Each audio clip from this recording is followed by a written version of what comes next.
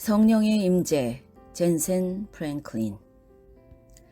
나의 하나님, 어찌하여 나를 버리셨나이까? 독생자 예수님이 하나님으로부터 성령님으로부터 버려진 것입니다. 예수님이 돌아가신 원인은 무엇입니까? 피를 많이 흘리셔서일까요? 그들이 예수님의 등을 때릴 때 흘리신 피로 인함일까요? 녹슨 못으로 박힌 두 손과 두 발에서 흘리신 피 때문일까요? 그가 찔리신 상처로 피를 흘리신 것 때문일까요? 과다출혈로 사망하셨을까요? 아닐 겁니다. 십자가의 무게 때문에 그 압력으로 돌아가셨을까요? 예수님은 넘어지셨습니다. 갈보리 언덕에서 십자가를 지고 가실 때 그 무게가 너무 무거워 십자가에 깔리셨습니다. 하지만 이 때문에 돌아가신 것 아닙니다. 빌라도가 죽인 것인가요? 유대인인가요? 산헤드린 공회인가요? 로마 병사들인가요? 무엇이 예수님을 죽인 것입니까? 예수님이 죽으신 원인은 이것 때문이 아닙니다. 그분은 두 가지 일이 있기 전에는 사망하지 않으셨습니다. 첫째로 주님은 말씀을 멈추셔야 했습니다. 예수님의 말에는 큰 능력이 있었기 때문입니다. 주님은 내가 너에게 이른 말은 영이요 생명이라고 말씀하셨죠. 주님이 말씀을 하시는 한 사망은 지체됐습니다. 예수님이 그의 입술로 말씀을 하시는 동안에는 그가 말씀을 하는 한 죽음이 그의 말씀을 이길 수 없었습니다. 말씀을 멈춰야 돌아가실 수 있었습니다. 강도와 대화하시는 동안에는 죽음이 끼어들 수 없었습니다. 하나님 아버지와 대화하시는 동안에도 죽음은 주님을 이길 수 없었습니다. 그분의 말씀이 곧 하나님의 말씀이기 때문입니다. 주님이 돌아가시지 못하게 한 두 번째 이유는 성령의 임재가 주님과 함께했기 때문입니다. 영원한 영이신 성령의 임재가 그분과 함께하는 한 주님은 죽지 않으셨지만 영이 떠났을 때 성경에서는 숨지신이라고 말씀하고 있습니다. 출혈이나 군인들 때문에 죽으신 것이 아닙니다. 성령의 임재가 떠나고 그의 입술에서 말씀이 멈췄을 때 그는 돌아가셨습니다. 나의 하나님, 어찌하여 나를 버리셨나이까? 즉 하나님으로부터 버려졌을 때 주님은 숨지신 것입니다. 이 말씀에서 오늘 우리가 알아야 할 교훈이 있습니다. 우리가 하나님의 말씀을 고백하는 한, 우리가 하나님의 말씀 안에 거하는 한, 하나님의 임재 안에 거하는 것을 기뻐하며 하나님의 임재 안으로 들어가는 한, 성령께 가까이 있는 한, 우리는 영적으로 죽지 않을 것입니다. 우리 교회는 절대 죽지 않을 것입니다. 우리가 말씀을 행하며 말씀을 선포하며 말씀 가운데 살고 성령님을 초대할 때 말입니다. 이 두 가지가 우리를 영적으로 살릴 것입니다. 우리의 육신은 모두 죽지만 우리의 영은 영원히 죽지 않을 것입니다.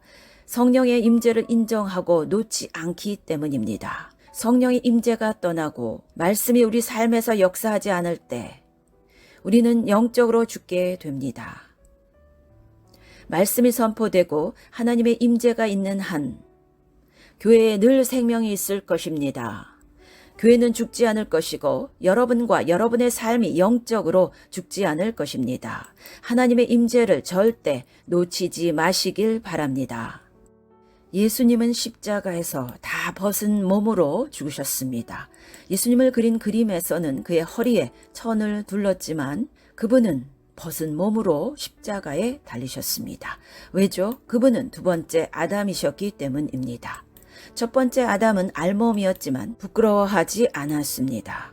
많은 신학자들이 말하기를 하나님의 영광과 임재가 그를 감쌌기 때문이라고 합니다. 하지만 그가 죄를 짓고 하나님이 동산에 오셨을 때 그가 하나님의 낯을 피했다고 성경에 말했습니다. 왜 그렇습니까? 여러분이 하나님의 임재 안에 거하면 하나님의 임재하심이 여러분을 살릴 뿐 아니라 하나님의 임재가 하는 두 번째 일은 우리가 성령님을 모실 때 우리의 삶의 죄를 드러나게 하십니다. 아담이 자신의 알몸이라는 것을 깨닫게 된 이유는 하나님의 영광을 입었기 때문에 그것을 인식하지 못했었지만 그가 죄를 범하고 실패하고 불순종한 이후에 하나님의 임재 안에 거하게 됐을 때 죄가 드러나게 된 것입니다. 그리고 벌거벗은 것을 부끄러워하게 되었습니다. 우리 삶과 교회에서 하나님의 임재 안에 거할 때 우리의 삶의 죄가 드러납니다. 그러므로 교회에 단지 출석만 하는 것보다 중요한 것이 있습니다. 이런저런 교제나 찬양보다 더 필요한 게 있습니다. 우리는 하나님의 임재 안에 들어가야 합니다. 그럴 때 죄가 드러날 수 있습니다. 우리의 영이 감화받을 때 성령님을 초대할 수 있습니다. 하나님의 임재가 우리에게 임할 때 어느 순간 정죄하거나 우리를 좌절하게 하거나 스스로 아무것도 아닌 존재라고 생각하게 하는 방식이 아닌 부드럽고 잠잠하며 작은 목소리로 우리의 삶의 죄를 드러나게 하십니다. 기쁨이 없는 일들, 우리가 저지른 일들, 우리가 한 생각과 우리가 뱉어낸 말들이 우리가 성령의 임재 안에 거할 때 그가 은밀하게 그것을 드러내시는 방법은 놀랍습니다. 내가 이것을 회개하길 바란다. 이것에서 돌이켜야 한단다. 이 일을 바로 잡아야 한다라고 말씀하시죠. 우리 삶의 죄를 드러나게 하시는 하나님의 임재에 감사드립니다. 저는 성령님이 저를 그저 축복하시기를 바라지 않습니다. 말씀이 저를 그저 축복하시기를 바라지 않습니다. 때로는 저를 깨뜨려 주시면 좋겠습니다. 스스로 깨어지기를 바라게 하시고 깨닫게 해 주시기를 원합니다. 하나님의 은혜가 없으면 나는 죄인이며 회개하지 않고 이런 필요가 없으면 내 양심이 화인을 맞게 될 것입니다. 하지만 우리가 그분의 임재 가운데 들어가면 우리가 지워버렸던 것들이 다시 드러나고 성령님께서 우리를 책망하시며 우리의 삶의 죄를 드러내십니다. 우리는 이런 설교를 들어야 합니다. 이런 예배를 드려야 하고 이런 교회가 있어야 합니다. 우리나라에 이토록 죄악이 팽배한 이유는 교회가 죄가 많기 때문이고 이는 하나님의 임재하심이 함께하지 않기 때문입니다. 우리 삶에서 죄를 드러내는 마음의 가책이 사라진 것입니다. 우리가 죄 사함을 받을 때 소리 높여 외치고 기뻐하고 즐거워하며 예수님의 이름으로 권능을 받게 될 것입니다. 성령님을 초대하시길 바랍니다. 성령이여 오셔서 저를 깨워 주십시오. 축복만 하지 마시고 가끔은 저를 깨워 주십시오. 저의 죄를 꾸짖고 책망해 주시옵소서. 우리는 그분의 능력에만 너무 관심을 갖습니다. 나는 기적을 원해, 능력을 갖추고 싶어, 치유를 받고 싶어, 하나님이 움직이시길 바래. 우리는 하나님의 능력에 신경 쓸 것이 아니라 하나님의 임재의 능력에 중점을 두어야 합니다. 야곱이 바로 임재 가운데 들어갔습니다. 천사들이 오르락내리락 하는 것을 보았고 하나님의 임재를 경험한 것입니다. 그는 하나님께 이런 약속을 합니다. 하나님, 주께서 나를 축복하시면 내게 주신 모든 것에서 10분의 1을 하나님께 드리겠나이다. 그가 하나님의 임재 안에 있지 않았을 때 그는 한 번도 하나님께 제물을 바친 적이 없습니다. 그러나 놀라운 사실은 하나님의 임재 안에 거하면 성령께서 우리가 상상도 못한 일을 생각하게 하십니다. 그런데 도대체 어떻게 그런 생각을 하게 되었을까요? 하나님의 임재 안에 거할 때 헌금을 자원해서 하게 되었고 그것은 율법이나 의무에서 시작된 것이 아닙니다. 사랑과 하나님의 임재를 경험한 은밀한 곳에서 시작된 것입니다. 우리가 임재 안에 거할 때 선과 악이 드러납니다. 하나님의 임재 안에 거할 때 우리 삶 가운데 생각지도 못한 일이 일어납니다. 주님의 임재 안에 있을 때 많은 역사가 일어납니다. 그가 일깨워 주기 시작하고 축복하십니다. 그리고 가끔은 책망하십니다.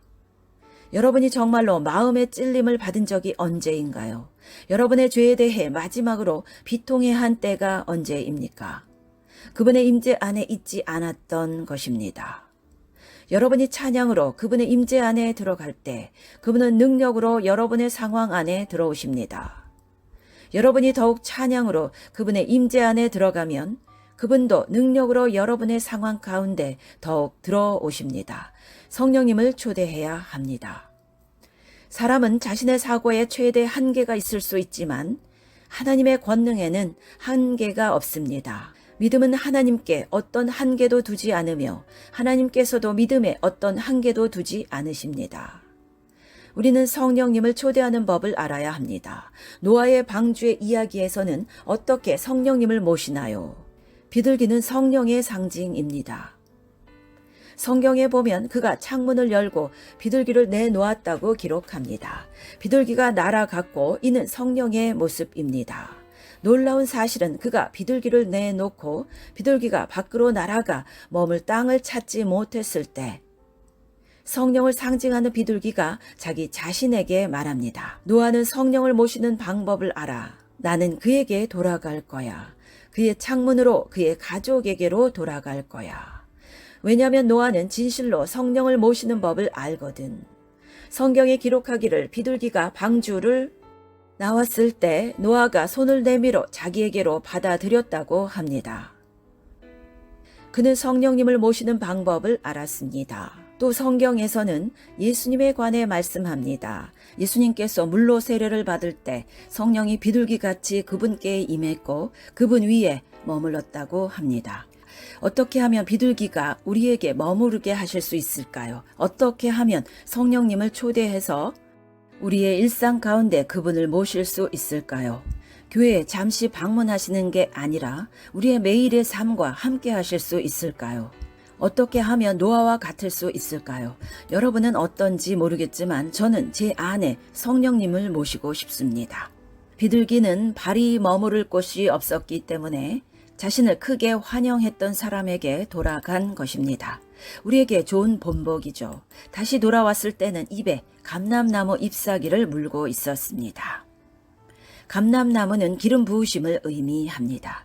성령님은 환대받으시는 곳에 임하실 때 기름 부으심을 늘 함께 가져가십니다. 그의 입에 물고 가져가십니다. 감람나무 잎사귀를 입에 물고 있었습니다. 이는 새로운 세상에 올 것에 대한 증거이기도 합니다. 방주 밖 세상에 있는 것에 대한 계약금입니다. 성령이 우리 인생에 찾아오시면 예배와 정결한 삶으로 성령의 임재를 배우고 하나님을 영화롭게 하며 의롭게 살아가고 그분께 영광을 돌리며 그분의 임재를 의식할 때 새로운 세상이 올 것이라는 증거를 주십니다. 다시 말하면 감람나무 잎사귀는 새로운 창조를 나타내는 것입니다. 이전 세상은 모두 씻겨져 나가고 이제 새로운 세상이 온 것입니다. 비둘기가 성령의 언어를 여러분 가정에 가져옵니다. 앞으로 도래할 세상의 계약금입니다. 여러분 삶에 새로운 창조가 임할 것이라는 증거와 계약인 것입니다. 이전 것은 지나갔습니다. 이것이 바로 성령님입니다. 그가 와서 다른 언어를 말한 것에 주목하세요. 우리의 교회와 예배에 하나님의 임재가 있어야 합니다. 혈루증을 앓던 여인이 예수님을 만졌을 때 그가 나았다고 말씀하는데 그렇지 않습니다. 성경에 말씀합니다. 그의 옷가에 손을 대니 그녀가 예수님의 옷가에 손을 댔을 때 혈루증이 그친 것입니다. 그녀는 예수님께 손을 대지 않았습니다. 예수님을 감싸고 있는 것에 손을 댄 것입니다. 즉 예수님께 둘러싸여 있던 성령님께 손을 댔을 때 병이 낫게 된 것입니다. 여러분이 오늘 이 자리에 오셔서 예수님을 만질 때 그분의 임재 안에 들어가 주일 예배를 드리는 것 이상의 주님의 임재를 경험하게 됩니다. 그리고 직장으로 돌아가고 학교로 돌아가고 여러분의 가정에 돌아가고 예수님을 모르는 사람들에게 가게 됐을 때 그들이 예수님을 만지는 것을 한 번도 원한 적이 없다 할지라도 여러분이 그들을 만질 때 또한 그들이 여러분을 만질 때 여러분을 감싸고 있는 성령님이 그 기운이 그들에게 전달되는 것입니다. 바로 그들을 위해 여러분이 예배당에 와서 예수님을 만진 것입니다. 우리가 성령님을 모실 때 우리가 그분과 함께 했기 때문에 사람들이 우리에게 손을 대면 그들 역시 주님께 손을 댄 것이라는 것입니다. 그들이 나에게 말을 할 때 내 안에 주님의 말씀이 있기 때문에 또 내가 성령과 함께 있기에 내 안에 말씀하시는 것입니다. 이 말을 그에게 전하라. 그래서 나를 통해 성령님의 기운이 그들에게 전달되는 것입니다.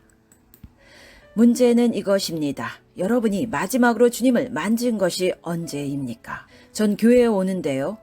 하지만 그분의 임재를 경험하셨습니까? 그분의 감동이 있었나요? 사도행전에서 제자들에게 관해 이렇게 말씀했습니다.